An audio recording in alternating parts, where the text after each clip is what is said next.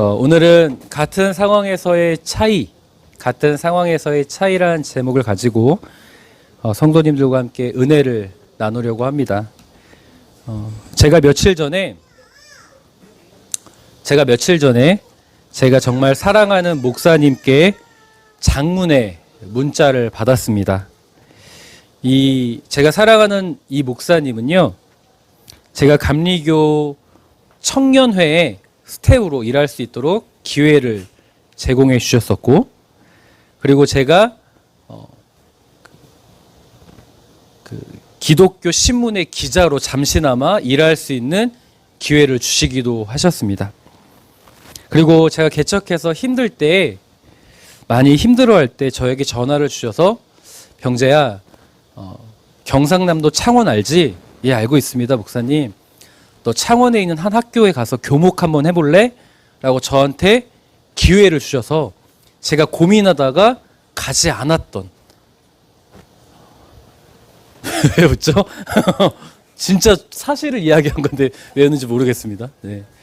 실제로 저희 가서 그 고등학교에 가서 미션스쿨에 가서 그거 담임 목회를 해보면 어떻겠냐라고 저한테 기회를 주셨던 목사님이십니다. 그 정도로 저를 많이 아껴주시고 사랑해주신 한 목사님이 계신데요. 그런데 제가 그 목사님께 참 바쁘다는 핑계로, 여러 가지 핑계로 한동안 연락을 못하고 지냈었습니다. 목사님도 굉장히 힘든 시간들을 보내셨던 모양이에요. 연락을 서로 못하고 지낸 세월이 10년이 넘게 되었습니다. 그런데 정말 오랜만에 이 문자가 온 거예요. 근데 그 문자가 그냥 우리가 길다는 이 문자 정도가 아니라, 제가 볼 때 그 문자 내용 보니까 A4 용지 한 장 반 정도 되는 것 같아요. 어마어마한 긴 글을 저에게 문자로 보내주셨습니다. 얼마나 반가웠겠어요. 제가 너무나 사랑하는 목사님인데 얼마나 반가웠겠습니까? 그런데 제가 문자를 읽어 내려가다가 그만 눈시울이 붉어졌습니다. 그리고 저를 항상 지지해 주시고 사랑해 주셨던 그 미소가 생각이 나서 너무 미안한 감정이 들었습니다. 왜냐하면 목사님의 그 문자를 제가 보면서 비로소 목사님의 사역이 이랬고 목사님이 너무 힘든 삶을 살았다는 것을 비로소 그때 깨달았기 때문입니다. 문자 내용은 어떠했냐면 이런 내용이었어요. 고2 때 아버지의 사업 부도로 가정이 산산조각이 났다고 해요. 원래 목사님의 집안은 아버지가 약사셔서 굉장히 부유한 집안이셨는데, 뭔 이유는 잘 설명이 되어 있지 않지만 부도가 났고, 그로 인해 사채업자들이 빚 독촉을 해서 가족들이 다 뿔뿔이 흩어지는 삶을 살게 되었다고 합니다. 그래서 고등학교 때 너무나 힘들어서 자살을 시도했는데 자살을 실패하셨다고 해요. 그러다 시간이 지났는데 막내 동생이 전라남도 광주에서 큰 교통사고를 당하여서 지금까지도 전신마비, 식물인간 상태로 지내고 있다고 합니다. 그리고 시간이 지나서 2001년도 아버지께서 담낭암 판정을 받으시고 1개월 뒤에 바로 돌아가셨다고 해요. 아버지가 돌아가신 충격으로 어머니가 바로 쓰러지셔서 두 군데 뇌출혈이 동시에 터지셨다고 합니다. 33살에 사모님과 결혼을 하시게 됐는데 처가에서 이런 집에는 내 딸을 보낼 수 없다는 거예요. 그래서 온갖 자존심을 다 상하게 되셨다고 합니다. 3년 동안 굉장히 심한 반대를 당하셨는데 그래도 결혼을 승낙받았다고 해요. 그런데 지금 동생은 식물인간 상태고 어머니는 뇌출혈로 쓰러지셨고 아버지는 돌아가신 상태잖아요. 그러다 보니 결혼 준비를 도와줄 사람이 있어요, 없어요? 결혼식 사진이 한 장도 없답니다. 결혼식 사진이 없대요. 결혼한 지 3년 만에 소중한 큰 아이를 얻게 됐다고 합니다. 네, 큰 아이가 지적장애 판정을 받게 되었습니다. 아이가 언어 장애가 있다 보니까 초등학교에 올라가서 학교 폭력을 당했다고 해요. 시간이 지나 쓰러졌던 어머니, 뇌출혈로 쓰러졌던 어머니가 치매 판정을 또 받으셨습니다. 어느 날 몸에 이상이 있어 병원을 갔더니 원인 모를 병명으로 다리가 썩고 있었답니다. 그래서 양쪽 인공 고관절 수술을 받아야만 했다고 해요.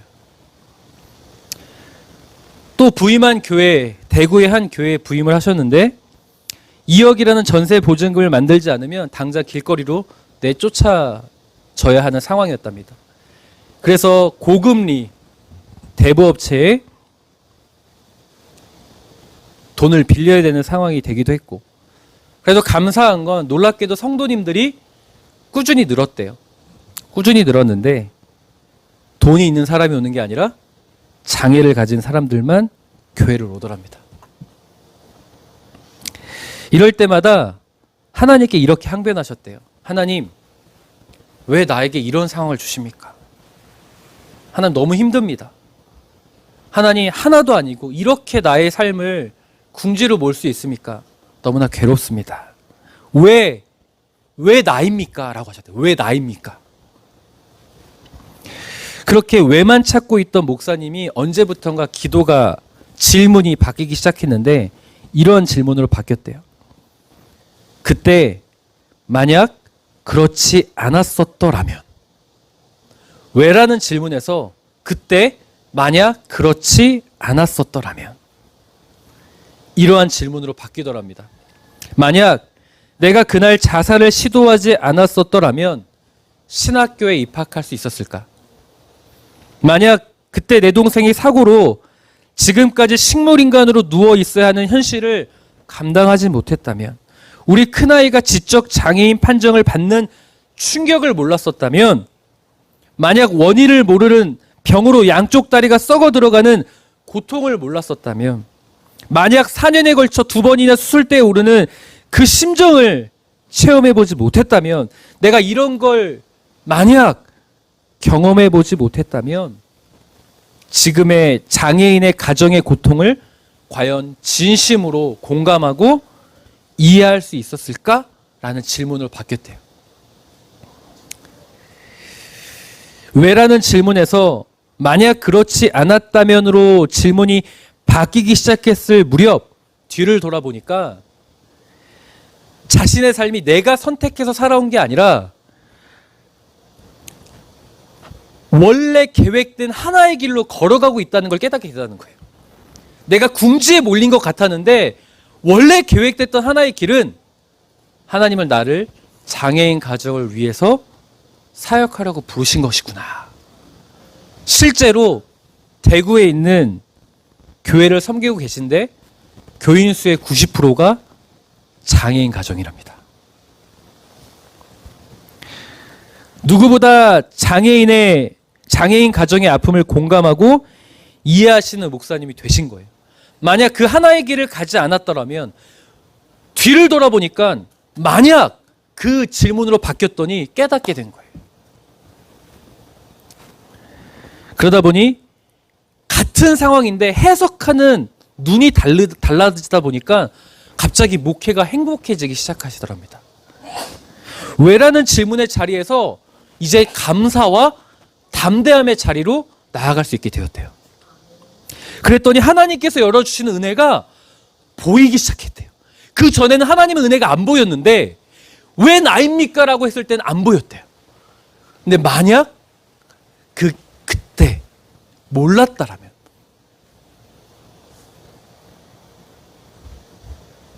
이 질문으로 바뀌니까 하나님께서 열어주신 은혜가 보이더랍니다. 제가 참으로 사랑하는 목사님의 이 삶의 이야기를 저 처음 알았습니다. 전 이렇게 고통스러운 삶이 있는 줄 몰랐어요. 사실 첫째 아이가 지적장애 판정을 받은 건 알고 있었습니다. 그리고 동생이 막내 동생이 식물인간 판정 받은 건 알고 있었어요. 그렇지만 이렇게까지 힘든 과정인지는 몰랐습니다. 제가 너무 사랑하는 목사님이기에 문자의 답장을 길게 썼다 지웠다를 몇 번 반복했는지 모르겠어요. 제가 답장을 보냈을까요? 남의 일이니까 뭐 관심 없으시죠? 제가 못 보냈습니다. 답장 못 보냈어요. 제가 목사님의 이 힘든 삶의 과정을 함부로 저의 몇 글자로 위로한다는 게 말이 안 된다고 생각했습니다. 못하겠더라고요. 이 문자로 위로한다는 게 말이 안 된다고 생각했습니다. 며칠 전에 받은 문자예요. 지금 대구에 계신다고 하는데 제가 찾아가려고 합니다. 그리고 안아드리고 오려고 해요. 사실 예전에 감리교 청렴 스태프로 저를 데려가셨고, 기독교 신문 기자로 저를 데려가셨었고, 또 창원의 교목으로 저를 추천해 주셨던 그런, 저를 항상 안아주셨던 목사님이시잖아요. 근데 이제는 제가 조금 컸다고 이 나이를 먹었다는 뜻이에요. 그냥 한 번은 좀 안아드리고 오고 싶습니다. 저는 문자를 받고 많은 생각에 잠기게 되었어요. 그리고 제가 사랑하는 목사님을 통해서 다시 배우게 되었습니다. 제가 목사님을 통해 배운 거는, 그렇지, 믿음의 길은 이런 거야. 믿음의 길은 이런 거지라는 걸 배웠습니다. 누가 봐도 절망적인 상황이에요. 누가 봐도 괴로운 상황이에요. 어떤 사람은 그대로 절망하고 좌절합니다. 그런데 어떤 사람은 감사를 고백하고 찬양을 합니다. 정말 이해할 수 없죠. 정말 이해할 수 없어요. 그런데 제가 목사님을 통해서 다시 배웠던 건, 이렇게 그럼에도 불구하고 그리 아니하실지라도 감사와 찬양을 고백하는 사람, 그 사람에게는 하나님의 은혜가 주어진다는 것을 다시 배웠습니다. 그래서 저 역시도 성도님들과 함께 결단하고 싶어졌어요. 우리 성도님들께서 그럼에도 불구하고 믿음의 눈을 들어서 하나님의 은혜 가운데 섰으면 좋겠다, 함께 그 길을 갔으면 좋겠다 결단하고 싶어졌습니다. 그래서 제가 부탁드리고 싶은 게 있습니다. 지난주에 제가 믿음은 기다림이라는 설교를 했습니다. 기억하십니까? 사울왕이 사무엘 선지자를 며칠 동안 기다렸죠? 7일을 기다렸습니다. 그런데 사무엘 선지자는 분명히 사무엘상 10장 8절에 7일 후에라고 했어요. 7일 후에. 그러나 사울왕은 7일 후에를 붙잡은 게 아니라 뭘 붙잡았죠? 내가 정한 7일이란 시간을, 내가 스스로 시간을 만들어 놓고 정했어요. 기다린 겁니까? 기다리지 않은 겁니까? 기다리지 않은 거였죠. 그럴 때 성경은 사울왕의 입장을 변호하기보다는 그를 책망했습니다. 기억하십니까? 그래서 우리가 믿음은 곧 기다림이다라는 그 주제를 가지고 제가 설교를 했었습니다. 오늘은 이런 말씀을 드리고 싶어요. 믿음은요, 성도님들, 상황에서의 해석의 차이이다. 뭐라고요? 믿음은 상황에서의 해석의 차이입니다. 나에게 주어진 삶의 현장에서 지금의 상황을 어떻게 바라보고 어떻게 해석하느냐의 차이가 내가 믿음이 있는 사람이고 없는 사람이라는 것이 나타난다라는 거예요. 그래서 저는 오늘 본문을 통해 우리 성도님들에게 믿음의 사람이 되기로 결단할 수 있는 은혜를 나누려고 해요. 오늘 본문은 모세와 이스라엘 백성들이 바로왕의 추격을 피하고 홍해의 기적을 통하여서 바로왕의 추격을 피하고 난 뒤에 벌어진 사건을 소개하고 있습니다. 바로 수르 광야에 들어갔던 그 사건을 소개하고 있는데요. 홍해의 기적을 경험한 그들은 이제 어디 생활을 시작하냐면 광야 생활을 시작합니다. 그런데 문제가 생기죠. 출애굽기 15장 22절 함께 읽겠습니다. 시작.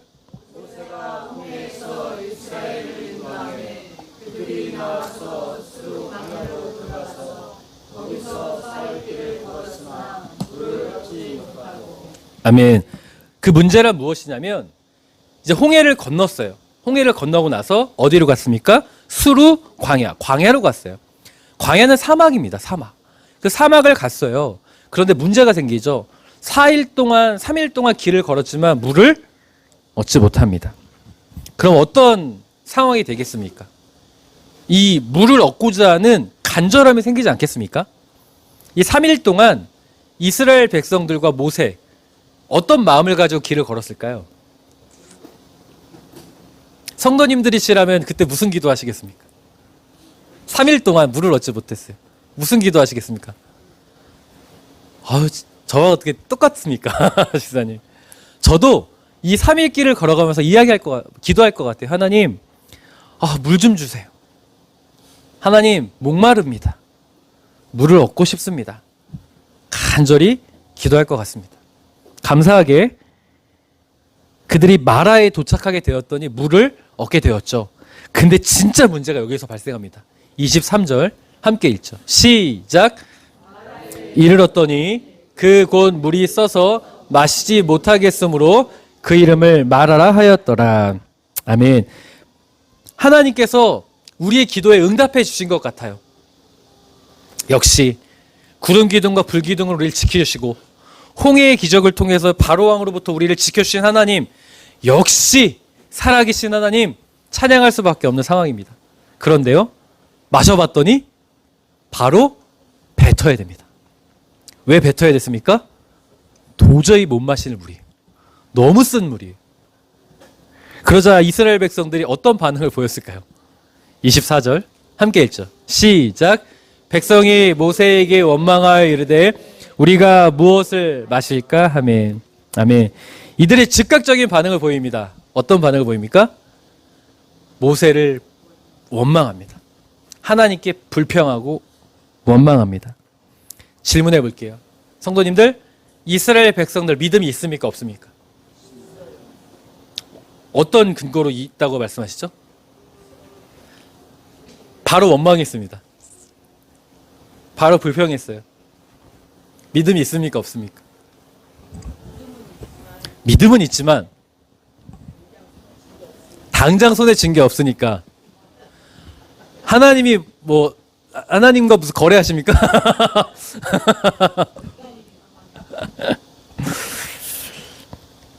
여기서 우리 성도님들이 말씀하신 바와 저는 똑같이 생각합니다. 이들은 믿음이 있다고 저 생각해요. 출애굽기 14장 31절 함께 읽을까요? 시작. 이스라엘이 여호와께서 애굽 사람들에게 행하신 그 큰 능력을 보았으므로 백성이 여호와를 경외하며 여호와와 그의 종 모세를 믿었더라. 아멘. 마라의 쓴물을 만나기 전까지 이스라엘 백성들은요, 누구를 경외했습니까? 누구를 경외했어요? 하나님 여호와 하나님을 경외했습니다. 그리고 모세를 믿었어요. 왜 믿었을까요? 왜 하나님을 경외했을까요? 10가지 재앙뿐만이 아니라 10가지 재앙을 통해서 이집트에서 우리를 탈출시킨 것뿐만이 아니라 14장 내용을 보면 구름 기둥과 불 기둥으로 하나님께서 지켜주셨어요. 더울 때는 구름 기둥으로, 추울 때는 불 기둥으로. 그리고 바로 왕이 추격해 올 때 바다가 가로막았잖아요. 홍해가 가로막았을 때 하나님 홍해를 열어주셨어요. 기적을 베푸셨다고요.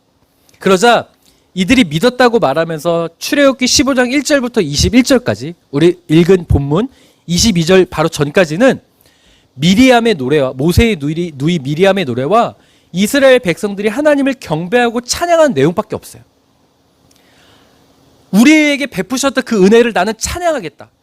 지금 나를 살리시고 나를 구원하신 그 하나님을 난 붙잡겠다. 너무 절절한 사랑 노래예요. 이들은 믿음이 충만한 사람들입니다. 그런데요, 이들의 반응이 어떻습니까? 이들이 믿음이 있었기 때문에 3일 동안 따라간 거예요. 만약에 믿음이 없으면요, 하루 이틀 가다가 에이씨 이러면 돌아가죠. 모세를 따라 3일 길을 따라갔다는 건 믿음이 있다는 뜻이에요. 무슨 믿음이에요?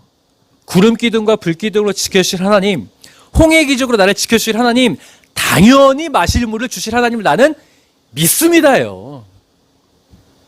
아닌가요? 그래서 이번에도 하나님을 의지하면 나는 반드시 물을 얻게 될 거야라는 믿음을 가진 거예요. 그런데 문제가 생깁니다. 열심히 의지했는데 물을 만나긴 만났는데 물이 써요. 못 먹겠습니다. 뱉어야 돼요. 그러자 이들이 바로 불평을 쏟아냅니다. 이해가 되십니까? 이해가 되세요? 네? 이해가 되십니까? 저는 너무 이해가 돼요. 왜 이해가 되는 줄 아십니까? 바로 그게 저예요. 그게 바로 우리들이에요. 그래서 이해가 돼요. 와, 이스라엘 백성들 욕할 수가 없어요. 분명히 내가 원하는 그 은혜 가운데 섰을 땐 미리암의 노래를 하듯이 막 홍해 바다 건넌 막 이러면서 하나님을 찬양하고 하나님밖에 없다고 하는데 지금 당장 딱 쓴물이 되면 분명히 어제까지만 해도 하나님밖에 없다고, 그래 하나님 기도해야 한다고 의지한다고 하는데 딱 쓴물이 되는 순간 하나님 살아계시긴 한 겁니까? 이렇게 돼요. 그게 우리예요. 그래서 저는 너무 이해가 됩니다. 성도님들은 어떠십니까? 여기서 내가 이스라엘 백성을 욕할 수 있다 손 들어오시죠. 저는 이 말씀이 바로 우리들의 신앙을 보여주고 있다고 생각합니다. 우리는 힘들어도 하나님을 붙잡고 의지하다고 외치지만 내가 얻은 결과가 쓴물과 같은 상황이면 바로 원망하고 실망하고 좌절하고 불평하는 존재가 바로 우리라는 거죠. 제가 예전에 어떤 성도님과 대화하다가 깜짝 놀란 적이 있어요. 열심히 하나님을 의지하고 기도하시는 분이거든요. 그런데 이렇게 말씀하세요. 하나님 이거 해결해주면 살아계신지 안 살아계신지 알겠대요. 이거 해결해주면 하나님이 살아계신지 안 살아계신지 알겠대요. 그래서 제가 깜짝 놀라서 아니 무슨 소리 하시는 거냐고. 어쩌면 우리가 이 마라의 쓴물과 마라의 쓴물에서 끊임없이 넘어지는 존재가 바로 우리라고 저는 생각합니다. 그런데 성도님들, 성경은 넘어진 이스라엘 백성만 소개할까요? 우리에게 반드시 이 길을 가라고 소개해 주는 사람이 있습니다. 바로 누구냐면 모세입니다. 말씀 볼까요? 출애굽기 15장 25절 전반절 함께 읽죠. 시작. 모세가 여호와께 부르짖었더니 여호와께서 그에게 한 나무를 가리키시니 그가 모래에 던지니 물이 달게 되었더라. 아멘. 자, 똑같이 쓴물을 먹었어요. 모세도 쓴물을 먹었고 이스라엘 백성도 쓴물을 먹었어요. 그런데 24절에 먼저 이스라엘 백성들은 즉각적으로 반응하기를 같은 상황인데 원망을 선택합니다. 그런데 모세는 같은 상황에서 무엇을 선택할까요? 부르짖음을 선택합니다. 성경은 원망하는 그 이스라엘 백성만 소개하는 것이 아니라 우리에게 보여주고 싶어하는 한 사람이 있는데 바로 모세예요. 같은 상황에서 차이가 있는데 어떤 이는 원망을 하더라. 그런데 어떤 이는 기도를 하더라. 저는 여기서 깜짝 놀란 사실을 발견했어요. 생각해보세요, 성도님들. 원망하는 자나 부르짖는 자나 다 하나님을 필요로 하는 자들입니다. 이 말은 뭔지 아세요? 우리라는 거예요. 성도님들이 이스라엘 백성이 될 수도 있고 모세가 될 수도 있어요. 그런데 너무나 중요한 거는 하나님이 누구에게 은혜를 주시는가예요. 나는 하나님을 필요로 하는 자인데 왜 하나님이 나에게 은혜를 주시지 않지? 성경은 말하는 거예요. 너는 누구냐? 너는 누구냐? 너는 이스라엘 백성이냐? 모세냐고 묻고 있는 거예요. 내가 이스라엘 백성이면서 왜 나에게 은혜를 주지 않는가? 항변해봐야 소용이 없다는 거죠. 하나님이 누구에게 은혜를 주는가? 모세에게 은혜를 준다예요. 여기서 바로 믿음의 해석의 차이가 나타나는 겁니다. 같은 상황인데 똑같은 상황을 바라보면서 누구는 원망의 상황이고 누구는 그래 내가 더 하나님을 의지해야 되는 상황이라고 받아들이는 거예요. 여기가 믿음의 차이가 나타나는 거예요. 쓴물의 상황은 같습니다. 하나님을 의지했는데 결과가 쓴물의 상황은 같아요. 그래서 내가 의지해도 이 결과가 이거라고 하나님이 살아계시긴 한 건가라고 말하는 사람이 있는 반면, 어떤 이는 내가 얻은 결과가 이거면 그래 하나님 나에게 더 기도하라고 말씀하시는 거구나. 모세는 부르짖음을 선택한 거예요. 모세는 달랐습니다. 모세도 실망되지 않았겠습니까? 저는 모세도 충분히 실망됐을 것 같아요. 생각해 보세요. 3일 길을 걸었어요. 모세도 목말라요. 모세도 인간이에요. 얼마나 물 마시고 싶었겠어요. 쓴물을 먹는 순간 얼마나 실망됐겠어요. 실망되는 같은 상황은 맞아요. 그러나 모세는 기도했어요. 그러나 모세는 부르짖었어요.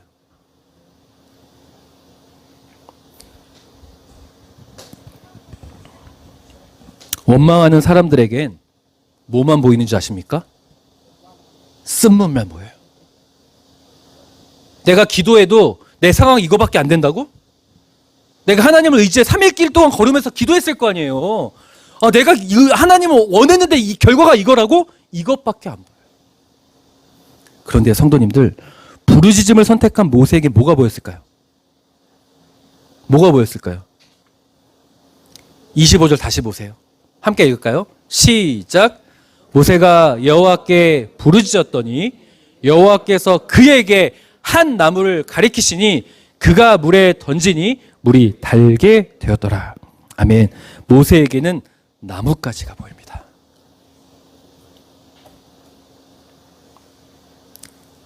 저는 여기서 확신한 게 있습니다. 그리고 우리 사랑하는 목사님에게 문자를 받고 더 확신했습니다. 사랑하는 성도님들, 하나님께서 마라의 쓴물로 인도하실 때에는 꼭 기억하십시오.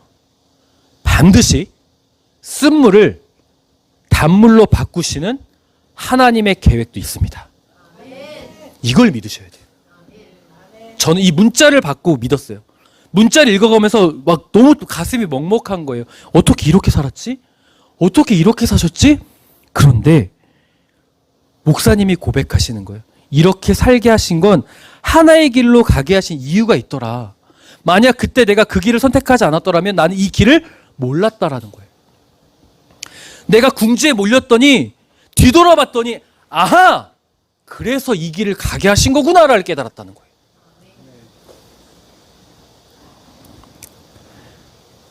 마라의 쓴물을 인도하실 때에는 우리 성도님들 망해라가 아니라 쓴물을 단물로 바꾸신 하나님의 계획도 있어요.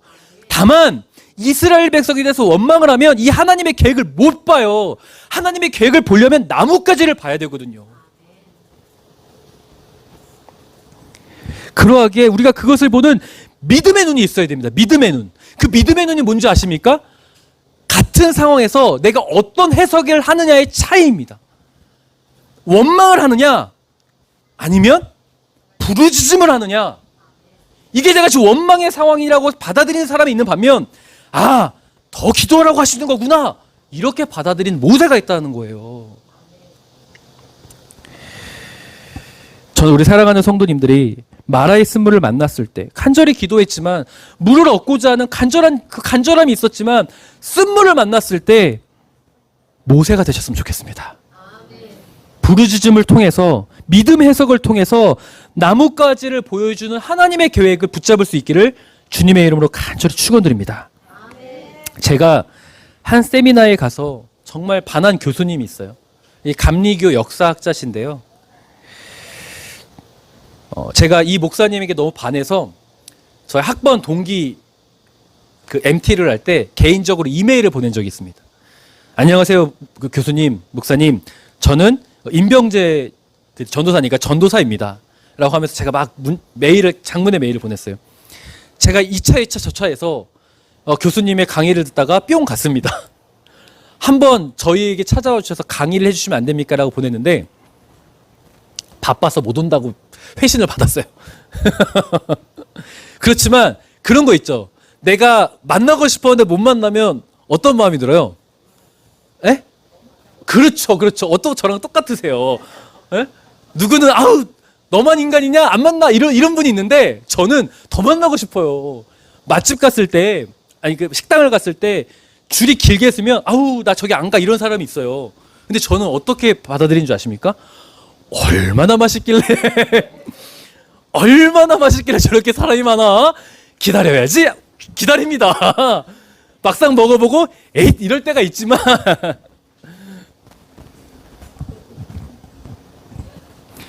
이 교수님을 사모하게 됐어요.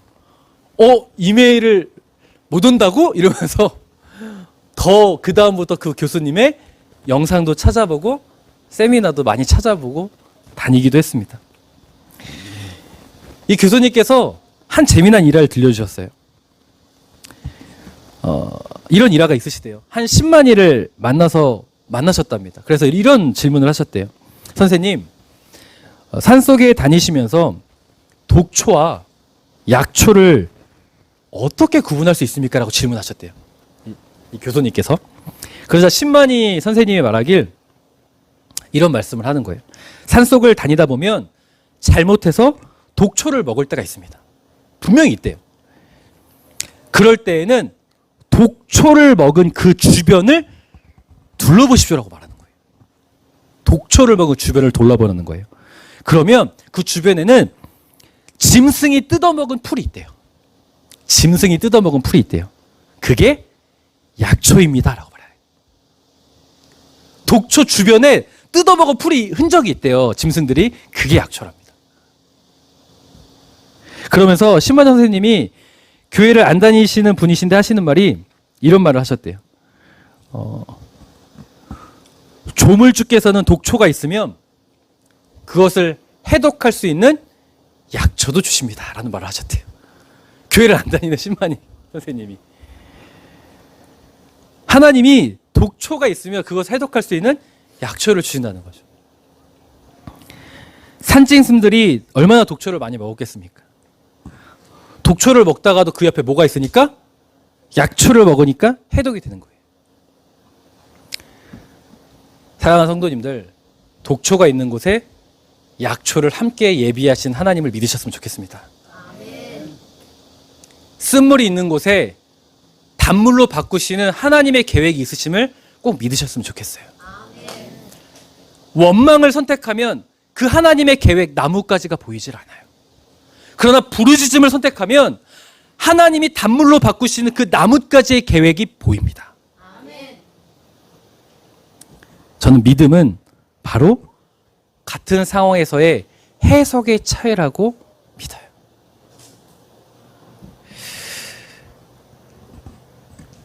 저는 쓴물의 상황에서 늘 하나님을 바라보는 모세와 같은 사람, 소개해드리고 싶은 사람이 있어요. 바로 다윗입니다. 다윗에게 원수가 있죠. 다윗의 원수가 누구죠? 다윗의 원수가 누굽니까? 네, 맞습니다. 사울왕입니다. 사울왕. 사울왕은 다윗에게 질투의 눈이 멀어서 자기가 인기가 많지 않고 누가 인기가 많으니까, 다윗이 인기가 많으니까 다윗을 죽이고자 자신의 온 인생을 걸은 사람이에요. 굉장히 재미난 이야기가, 제가 사무엘상 13장 설교를 할 때 13장 1절에 사울왕이 2년째 되는 해라는 표현이 나오지 않았다고 했습니까? 2년째 되는 해 그가 한 사역은 사무엘 선지자를 기다리다가 기다리지 못한 사건이었어요. 그렇죠? 그 뒤로 남은 38년의 인생은 어떤 인생이었어요? 다윗을 죽이려고 한 인생이었습니다. 그래서 광야 같은 인생이었어요. 사울의 인생은 하나님이 없고 오로지 광야 같은 인생이었습니다. 이 사울왕이요, 다윗을 그렇게 쫓아다닙니다.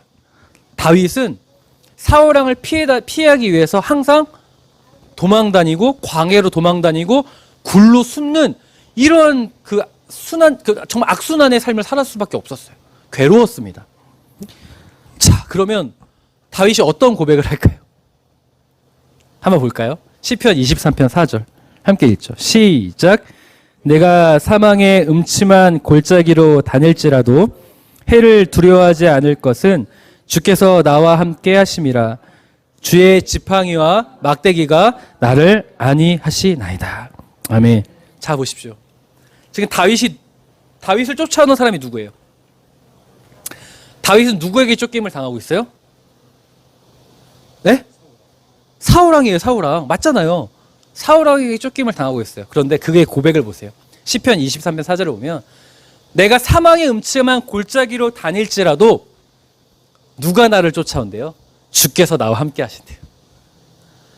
내가 지금 쫓김을 당하는데 누구에게 쫓김을 당한대요? 하나님께 쫓김을 당한대요.